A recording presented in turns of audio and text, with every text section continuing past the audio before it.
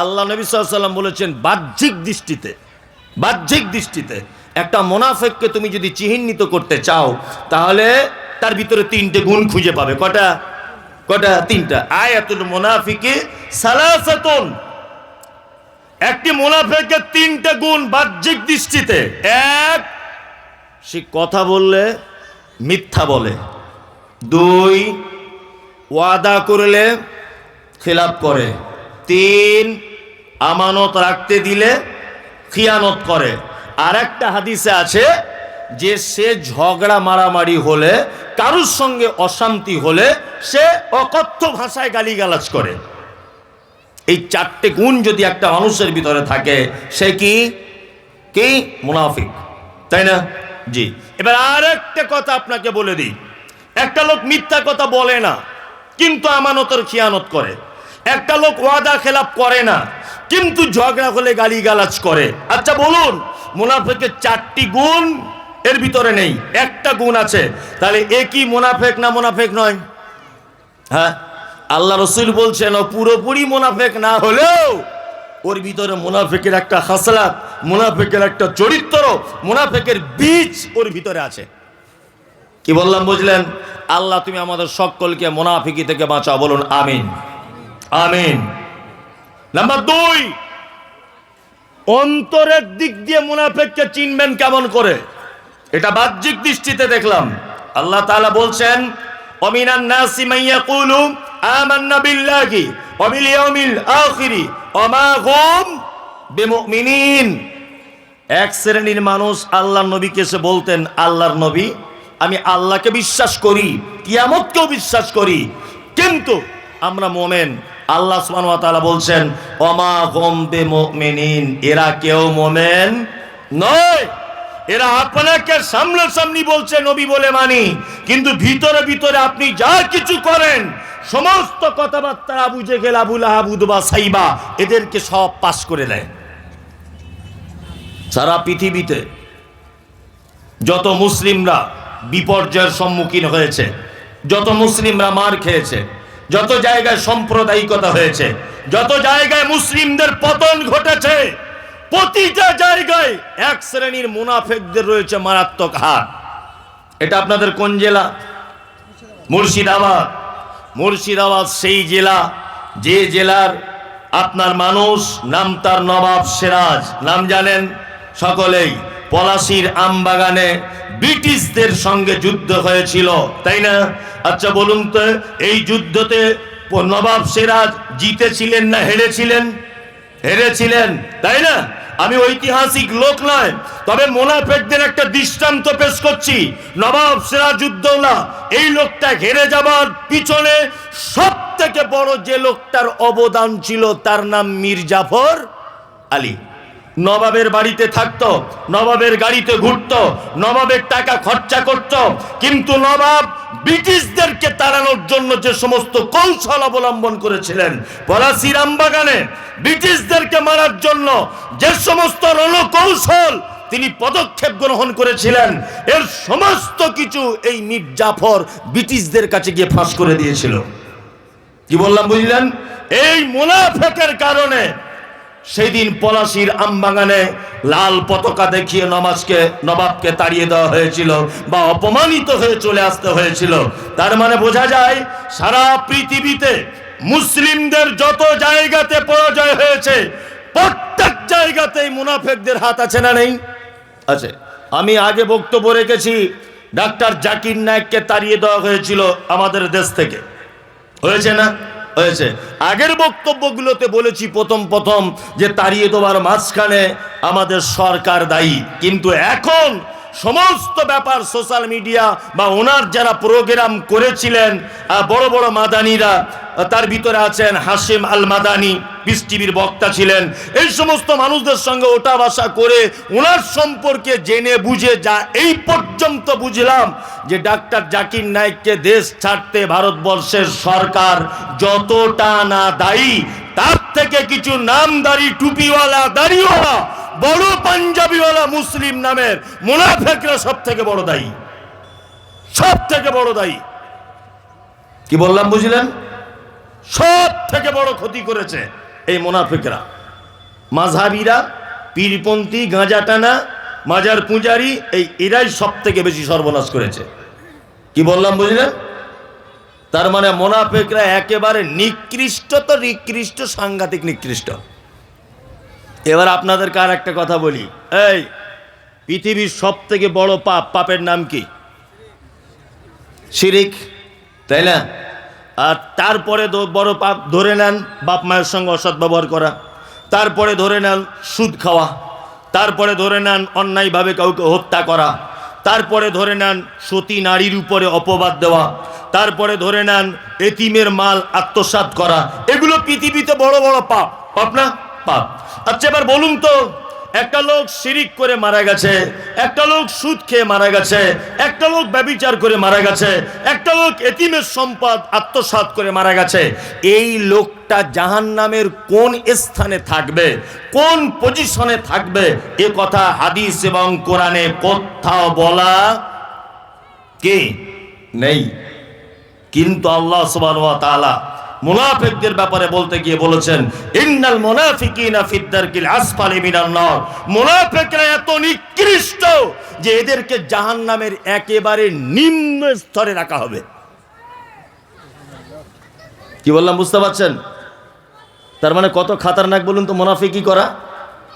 এটা ভালো টাইটেল না খারাপ? খারাপ। এবার আপনাকে আর একটা আশ্চর্য কথা বলি, আপনার মাথার মগজ এখন ফুটতে থাকবে যে আপনি কি বলে দিলেন। এখানে তো বড় বড় সব আলেমরা আছে, আর আমি কোরআন দিয়ে কথা বলবো। আমার বুদ্ধি তো কম, ওই জন্য কোরআন দেখে দেখে বলি। অনেক জায়গাতে সোশ্যাল মিডিয়াতে, পরশুদিন তার আগের দিন নদিয়াতে একটা প্রোগ্রাম করলাম, তো একজনা ওই প্রোগ্রামটা কেটে দিয়ে কাটিং করে বলছে যে মুমতাজুল ইসলামের কোরআন আলাদা, ওর আলাদা কোরআন গাড়ির ভিতরে রাখা আছে। কি বলছে বুঝতে পারছেন? ওই জন্য আমি যেখানেই যাই একটা কোরআনের আশ্রয় সেখানকার কোরআন নিয়ে বলি। এরপরও যদি মানুষ বিশ্বাস না করে তাহলে আমার আর কিছু করার আছে? কিছু করার নেই। আচ্ছা বলুন, একটা লোক আপনাদের গ্রামে ব্যভিচার করেছে, ব্যভিচার করে মারা গেছে। একটা লোক আপনাদের গ্রামে সুদ খেত, লোকটা মারা গেছে। বলুন তো তার জানাজা পড়া যাবে কি যাবে না? এই আপনি না জেনে মুফতি সাহেবের মতো বলে দিলেন কেন যে যাবে না? কি যাবে না? কোনো নিষেধাজ্ঞা নেই, ভালো করে বুঝবেন, কোনো নিষেধাজ্ঞা নেই। মুনাফিকদের সর্দার ছিল তখনকার দিনে, নাম তার কি? আব্দুল্লাহ ইবনে উবাই ইবনে সুলুল। আব্দুল্লাহ ইবনে উবাই ইবনে সুলুল যখন মারা গেলেন, খুব মনোযোগ দিয়ে শুনবেন আজকের বক্তব্যটা, যখন মারা গেলেন তখন মুনাফিকের সর্দার মারা গেছে, আর তার বেটা, তার নাম হচ্ছে আব্দুল্লাহ, ইসলাম গ্রহণ করেছে। আল্লাহর নবীকে এসে বলছেন, আল্লাহর নবী আমি চাইছি যে আপনার গায়ের জামাটা আমার আব্বার কাফন হোক। ভালো করে বুঝবেন, মারা গেছেন কে? আব্দুল্লাহ ইবনে উবাই, মুনাফিকদের সর্দার। মুনাফিকদের সর্দার মারা গেছে, আর তার বেটা আল্লাহর নবীকে বলছেন যে আপনার গায়ের জামাটা আমার আব্বার কাফন হোক, এটা আমি চাই। আল্লাহ নবী সাল্লাল্লাহু আলাইহি ওয়াসাল্লাম জামা খুলে দিলেন, যাও এলাও নিয়ে চলে যাও, তোমার জামাটা নিয়ে চলে যাও। জামাটা কাফন করা হলো। তার আরেকটু পরে এসে আব্দুল্লাহ আবার আল্লাহ নবীকে বলছেন, আল্লাহ নবী আমি চাইছি আমার আব্বার জানাজাটা আপনি পড়ান, আমার আব্বা জানাজাটা আপনি পড়ান। আল্লাহ রাসূল এবার উঠছেন এরকম ভাবে, উঠে দাঁড়িয়ে গেলেন। যখন উঠে দাঁড়িয়েছেন, হযরত ওমর পিছনে জামা ধরে টেনে রেখেছে। হযরত ওমর আল্লাহ নবীর পিছনে জামা ধরে টানচার বলছেন, আল্লাহ রাসূল সমস্ত যুদ্ধক্ষেত্রে আব্দুল্লাহ ইবনে উবাই আপনার বিরোধিতা করেছে, ও মুনাফিক। আপনি এইরকম একটা লোকের জানাজার নামাজ পড়তে যাবেন, এটা কেমন কথা? কখনোই নয়, এটা ঠিক নয়। তখন আল্লাহ রাসূল সাল্লাল্লাহু আলাইহি ওয়াসাল্লাম বলছেন, ওমর আমাকে ইখতিয়ার দেওয়া হয়েছে এবং এ ব্যাপারে আমার কাছে কোনো ওহী অবতীর্ণ হয়নি। ভালো করে বুঝবেন। আল্লাহ নবী সাল্লাল্লাহু আলাইহি ওয়াসাল্লাম চলে গেলেন জানাজা পড়তে, হযরত ওমরও গেলেন। জানাজা শেষ। জানাজা শেষের পরে জানাজার মাঠে দাঁড়িয়ে হযরত ওমর লজ্জিত যে আমি বিশ্ব নবীকে বললাম আপনি জানাজা পড়তে যাবেন না, অথচ এই ব্যাপারে আল্লাহ কুরআন মাজিদে কোনো এখন আয়াত অবতীর্ণ করেনি। আমি কে যে আমি আল্লাহ রসুলকে জানাজা পড়তে মানা করে দিলাম? হযরত ওমর ব্যাপারটা খুব লজ্জিত হলেন, জিস আমার মানা করাটা মনে হয় খুব বড় ভুল হলো। আল্লাহ সুবহানাহু ওয়া তাআলা হযরত ওমর, আল্লাহ নবী কি বলেছেন, আমার পরে যদি কেউ নবী হয়, চান্স ছিল কার? ওমারের। কেন? তার আর একটা প্রমাণ দেখুন, হযরত ওমারের সিদ্ধান্তটাই চূড়ান্ত ছিল। কি বললাম বুঝলেন? হ্যাঁ, ওনার দূরদর্শিতা, ওনার মানে কি বলবো, অভিজ্ঞতা এত বেশি ছিল। আল্লাহ নবী সাল্লাল্লাহু আলাইহি ওয়াসাল্লাম নবী বলে হযরত ওমর কিছু বলতে পারেননি, কিন্তু আল্লাহ সুবহানাহু ওয়া তাআলা পবিত্র আল কোরআনে বলছেন, ওয়ালা তুসাল্লি আলা আহাদিন মিনকুম মাতা আবাদা ওয়ালা তাকুম আলা কবরিহি। আল্লাহ নবী, আপনি কখনো মুনাফিকদের ভিতরে কেউ মারা গেলে তার জানাজার সালাত আদায় করবেন না। ওয়ালা তাকুম আলা কবরিহি, জানাজা তো দূরের কথা, আপনি তাদের কবরের পাশে পর্যন্ত দাঁড়াবেন না। কি বুঝলেন?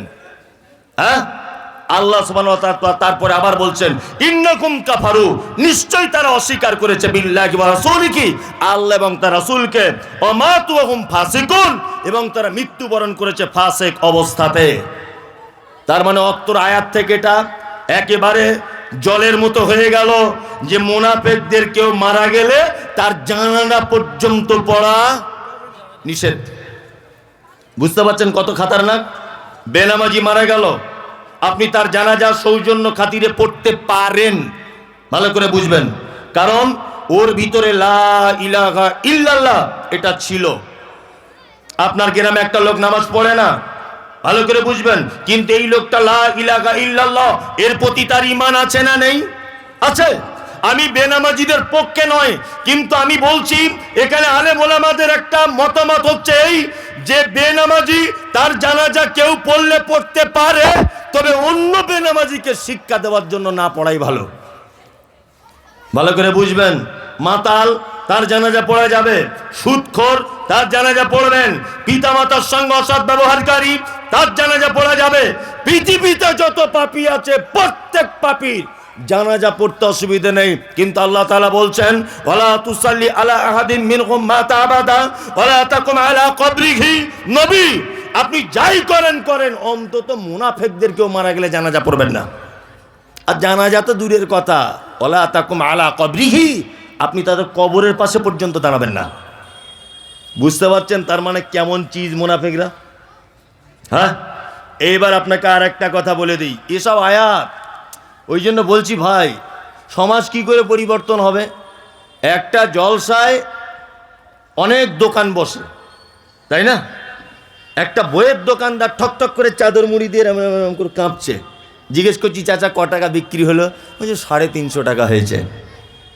যে জাতির ধর্মীয় অনুষ্ঠান অর্থাৎ জলসাতে বইয়ের দোকানদারের বই বিক্রি হয়, ইসলামিক বই 250 থেকে 300 টাকা, আর জিলাপির দোকানদার বিক্রি করেছে 7.5 কুইন্টাল জিলাপি, এই জাতির কিয়ামত পর্যন্ত আর মানে সফলতা আসবে? আসবে বলুন? আসবে না। যে জাতি বইয়ের দোকান থেকে 1 টাকার একটা বই কিনতে পারে না, যে জাতির একটা জলসা থেকে 40-50 কুইন্টালের জিলাপি বাদাম সেল, এ জাতি কোশ্চিন কালো সফলতার চরম শিখরে পৌঁছাতে পারে না। অন্তত পক্ষে জলসায় গিয়ে একটা বাংলা কোরআন মাজিদ কিনুন। কি বললাম বুঝলেন? বাংলা কোরআন মাজিদ একটা কিনুন, সব ইতিহাস আপনি দেখতে পেয়ে যাবেন। অনেকজন বলে মমতাজুল ইসলাম মানেই ভাইরাস লোক। ভাইরাস কেন?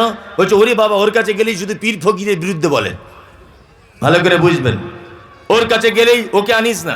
কালকে নদিয়া বিরোহীতে সোশ্যাল মিডিয়াতে দেখবেন দেওয়া আছে, বিরোহী বলে একটা জায়গায় নদিয়াতে প্রোগ্রাম করলাম, একজনার বাড়ির ছাদের উপরে, জলসা নয়, দাওয়াতি প্রোগ্রাম। তা ওখানে গেলাম, একটা লোক সহি আকীদা অর্থাৎ আহলে হাদিস, একটা লোক মাত্র। তা উনি আমাকে নিয়ে গেছেন যে আপনি আমার বাড়ির ছাদের উপরে প্রোগ্রাম। আল্লাহর কসম করে আপনাকে বলছি, 10 থেকে 15 জন পুলিশ সারা রাস্তাতে দিয়ে তবে উনি প্রোগ্রামটা করছেন। মাইকে প্রোগ্রাম হলো, 50 থেকে 60 জন বাড়ির ছাদের উপরে। ভালো করে বুঝবেন, ছাদের উপরে প্রোগ্রাম যখন শেষ করলাম তখন বলছে যে সত্যি এতদিন আমরা অন্ধের ভিতরে বিশ্বাস করতাম, অন্ধের মতো, আর অন্ধকারই ছিলাম, আজকে আপনি এসে সব চোখ খুলে দিয়ে চলে গেলেন। তা বলুন এবার কিভাবে চলতে হবে বলুন? আমি বললাম দুটো মাত্র অপশান, এক পবিত্র আল কোরআন, 2 সহিহ হাদিস। এই দুটোর মাধ্যমে আপনি জীবনযাপন করুন, আর কোনো মত পথের আপনার দরকার নেই, এতেই আপনার জান্নাত চলে আসবে ইনশাআল্লাহ। ওই জন্য বিনীত অনুরোধ, আপনি কোরআনটা অধ্যয়ন করার চেষ্টা করুন। চলুন, আল্লাহ তাআলা পবিত্র আল কোরআন সূরা তাওবা আয়াত নাম্বার 79, আর আগে যে আয়াতটা বলেছি আয়াত নাম্বার 83, একই সূরার আল্লাহ সুবহানাহু ওয়া তাআলা বলছেন ইস্তাগফির, আপনি ক্ষমা প্রার্থনা করুন। নবীকে বলছেন আপনি ক্ষমা প্রার্থনা করুন। কাদের জন্য? মুনাফিকদের জন্য। আওলা তাস্তাগফির, যদি ক্ষমা প্রার্থনা নাই বা করেন, আপনি ক্ষমা প্রার্থনা করেন আর নাই বা করেন, আল্লাহ সুবহানাহু ওয়া তাআলা বলছেন কি ইন তাস্তাগফির, আর যদি আপনি মুনাফিকদের জন্য একান্ত ক্ষমা প্রার্থনা করেন, সাবঈনা মাররাতান, একদিনে 70 বার। কতবার? 70 বার। আল্লাহর ভাষা শুনুন, আল্লাহ তাআলা বলছেন ইস্তাগফির, আপনি ক্ষমা প্রার্থনা করুন। আওলা তাস্তাগফির, আর যদি ক্ষমা প্রার্থনা নাই বা করুন, ইন তাস্তাগফির, যদি আপনি ক্ষমা প্রার্থনা করেন, সাবঈনা মাররাতান, মুনাফিকদের জন্য একদিনে 70 বার। কোন মুনাফিক যদি মারা যায়, আল্লাহ নবীকে বলছেন আপনি যদি একদিনে 70 বার যদি ক্ষমা প্রার্থনা করেন তার জন্য, আল্লাহ এবার হুঙ্কার দিয়ে বলছেন ফালাইয়াকফিরাল্লাহু লাহুম, আমি আল্লাহ, আপনি নবীও যদি হাত তোলেন মুনাফিকদের জন্য, আপনার হাত ফেরত দেওয়া হবে, আপনার দোয়াও কবুল করব না, আর মুনাফিককে ক্ষমাও করব না। বুঝতে পারছেন এরা কত খাতারনাক? আল্লাহ বলছেন ফালাইয়াকফিরাল্লাহু লাহুম, কষ্টিন কালো মুনাফিকদের ক্ষমা করব না। আল্লাহ তাআলা তারপরে আবার কি বলছেন দেখুন, আল্লাহ তাআলা বলছেন যালিকা বিআন্নাহুম কাফারু, নিশ্চয়ই তারা অস্বীকার করেছে আল্লাহ এবং তার রাসূলকে, আল্লাহু লা ইয়াহদিল কওমাল ফাসিকিন, আল্লাহ তাআলা বলছে আমি কখনো কোনোদিন ফাসিকদেরকে সঠিক রাস্তা দেখাই না।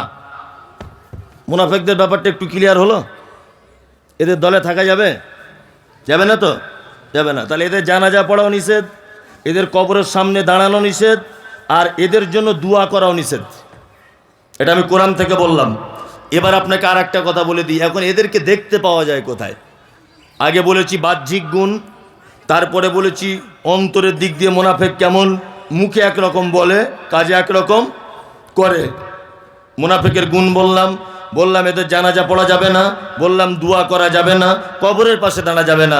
এখন মুনাফিকদের চিনবেন কি করে, পাবেন কোথায় খুঁজে? ধরাও তো লাগবে। আমি কয়েকটা জায়গায় ধরেছি, বলে দিব, বলে দিই। এই যে মেলায় যাবেন, মুনাফিক নেই, একটা মুনাফিক নেই, সবাই দেখবেন নিজে শালি নিয়ে ব্যস্ত বাদাম কিনতে। সিনেমা হলে গেছেন, সবাই দেখবেন পা তুলে দিয়ে 20 কোস দূর সে अगर कोई बच्ची रोते माँ कहती है कि बच्ची सो जा गब्बर सिंह आ जाएगा। সোলে বই দেখছে সবাই বসে বসে, ভালো করে বুঝবেন ওখানে মুনাফিক নেই, কেউ কারোর সঙ্গে কথা বলে না, কিছু বলে না, সবাই নিজে নিজে ব্যস্ত। সিনেমা হলে, বাজারে যান, সবাই সবজির দাম দর করতে ব্যস্ত। ঠিক বলছি না ভুল বলছি? বাসে উঠুন, সবাই দেখবেন সিট পাওয়ার ধান্দায় বসে আছে, দাঁড়িয়ে আছে, এ নামবে কোথায়, সিটটায় বসবো, এইসব ধান্দা। ড্রাইভার রাস্তা ক্লিয়ার করছে, কোন দিকে ফাঁকা পাওয়া যায়, গলে টলে যাওয়া যায়, মানে ও কোথাও মুনাফিক নেই। মুনাফিক এখন 2-3টে জায়গায় খুব মানে জুত করে বাসা বেঁধেছে, তার ভিতরে 1 নম্বর আল্লাহর ঘর মসজিদে। কি বলছি বুঝতে পারছেন না? যদি বলছেন কথাটা খুব বড় হয়ে গেল না, হ্যাট বোকা কথাকার, আমি যদি খুলে বলি তাহলে বড় না, একেবারে পানির মতো। বলে দিই। আচ্ছা বলুন, বাড়িতে সুন্নত পড়া ভালো না মসজিদে পড়া ভালো? জোরে বলুন। বাড়িতে। কেন এটা? কেন? আল্লাহ নবী সাল্লাল্লাহু আলাইহি ওয়াসাল্লাম বলেছেন তোমরা তোমাদের বাড়িকে কবরে পরিণত করো না, তাই না? কোরআন তেলাওয়াত করো, নফল সুন্নত সালাতগুলো কোথায় পড়ো? বাড়িতে। ফরজ আমরা প্রত্যেকজন মসজিদে যাই, ফরজ নামাজ পড়তে যাই না?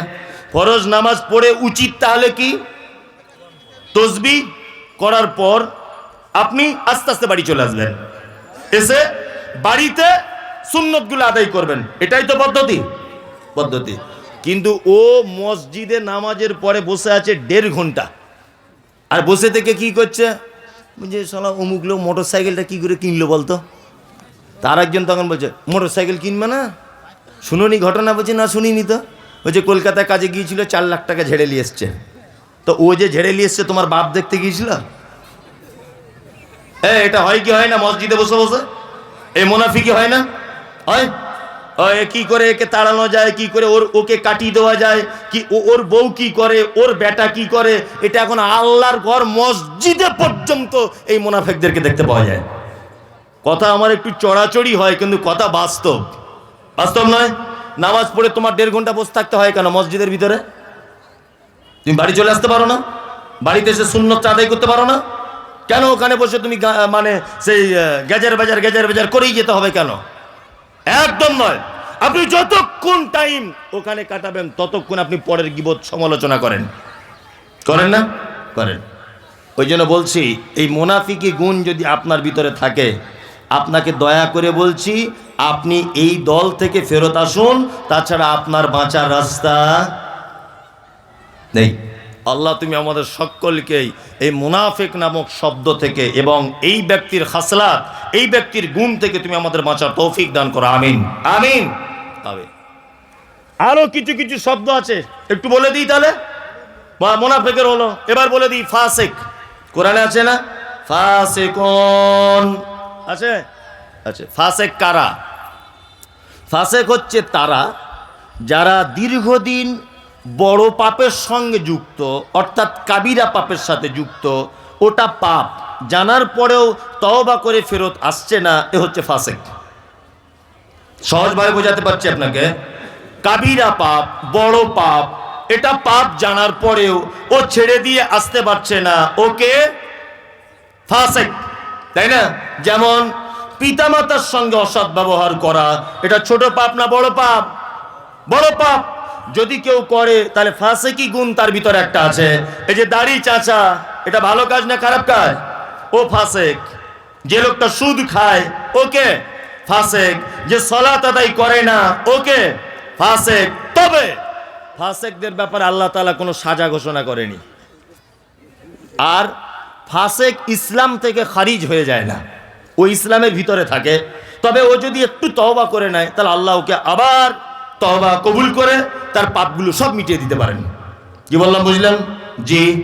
ফাসিক এদের ব্যাপারে দুটো কথা কোরআন মাজিদে আমি খুঁজে পেয়েছি, আরো বেশি থাকতে পারে, আমি পাইনি। তবে হয়তো আমার চেষ্টা ত্রুটি রয়েছে। আমি দুটো ব্যাপার এদের ব্যাপারে আল্লাহ তাআলা বলেছেন। এক, ঈদুল ফিতরের সময় ঈদের নামাজ নিয়ে মাঝে সাঝে গন্ডগোল হয়, যে চাঁদ কেউ বলছে উঠেছে, কেউ বলছে উঠেনি। অনেক সময় হয় না? এটা ঈদুল ফিতরে বেশি হয়। আর ঈদুল আজহাতে এটা তো ফিক্স টাইম, কোনো ব্যাপার নেই। কিন্তু রমজানের যে ঈদ, এই ঈদে কিন্তু একটু মতভেদ সৃষ্টি হয় না?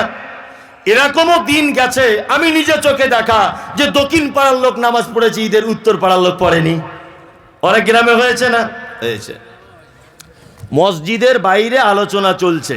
কি আলোচনা চলছে? যে না ঈদের চাঁদ উঠলো কি উঠলো না।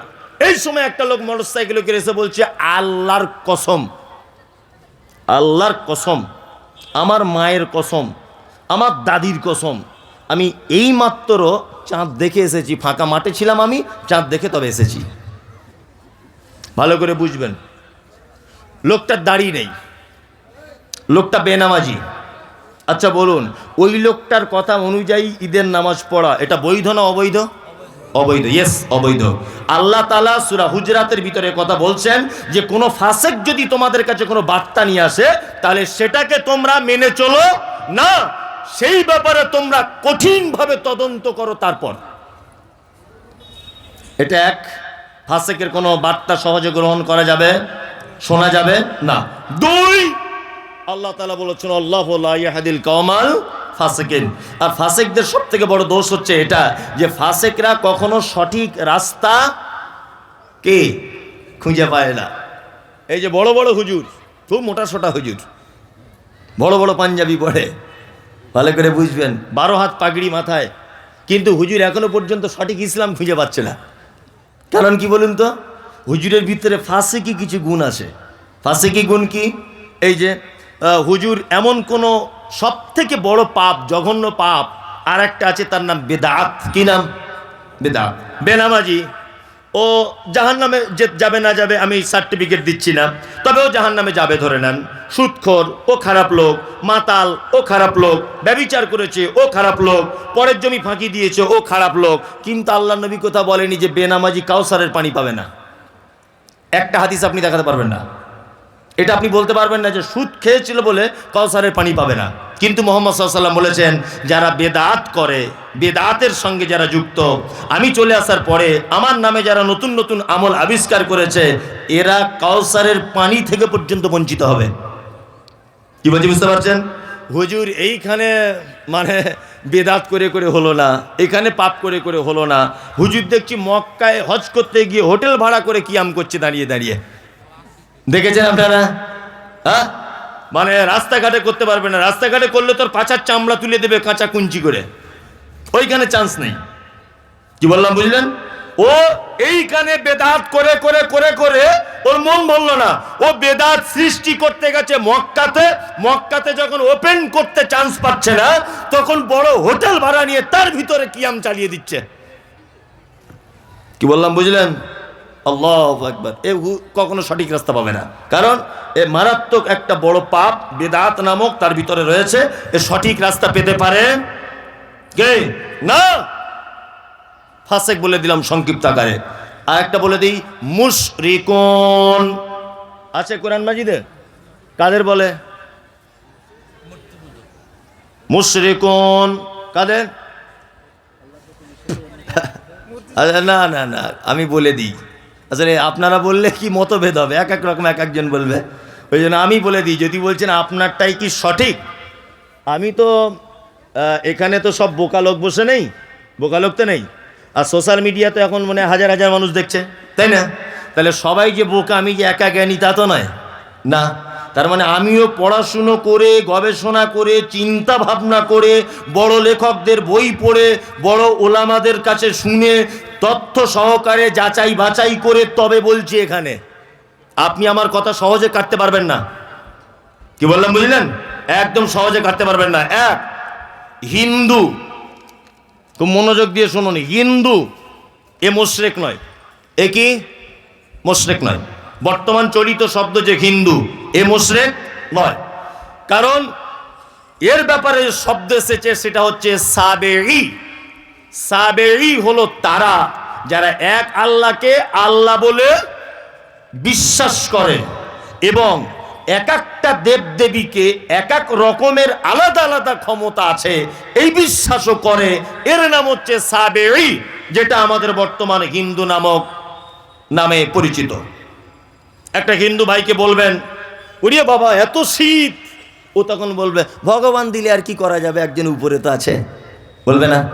আকাশ থেকে খুব বৃষ্টি হচ্ছে, একটা হিন্দু কাকুকে বলুন, কাকু এত বৃষ্টি কে দেয়? বলছে উপরওয়ালা। বলে না? তার মানে ওর এটা বিশ্বাস যে উপরে একজন স্রষ্টা আছে।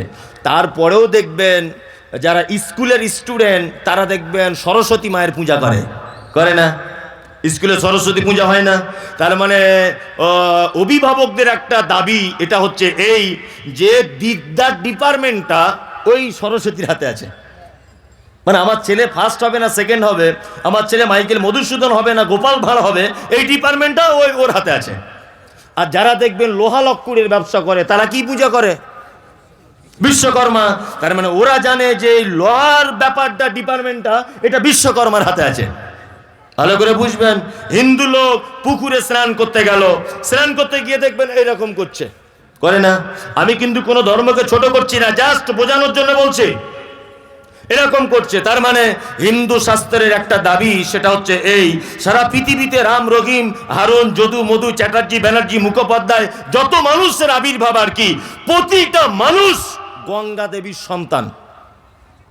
এটা হিন্দু ভাইদের একটা ধারণা। ওই জন্য ওরা জানে গঙ্গায় তো যেতে পারিনি, গ্রামের পুকুরে স্নান করছি, ওই জন্য গঙ্গা দেবীকে একবার প্রণাম করে বলি, মা গঙ্গা দেবী, হায়াত মত তোমার হাতে ডিপেন্ড করছে, দয়া করে আর 5 বছর টাইম দাও, এটা তোমার হাতেই আছে। এটা ওর বিশ্বাস আছে না নেই? আছে। এ হচ্ছে সাবেঈ, এ মুশরিক নয়। আমাদের কথিত যে হিন্দু আছে এরা কেউ মুশরিক নয়, এরা সাবেঈ। কি বললাম বুঝলেন? মুশরিক কারা? ইহুদি, এদের ভিতরে মুশরিক নেই।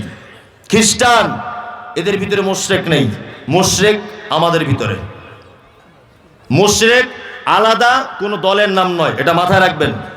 এই ব্যাপারটা আজ পর্যন্ত আলেম ওলামারা সহজ ক্লিয়ার করে বলেনি। যদি বলছেন আপনি বলছেন আপনারটাই ঠিক, আমার ঠিক বলছি না, তবে আমি যেটা বলছি এই ব্যাপারে আপনি তদন্ত করুন, এটা আপনার কাছে অনুরোধ।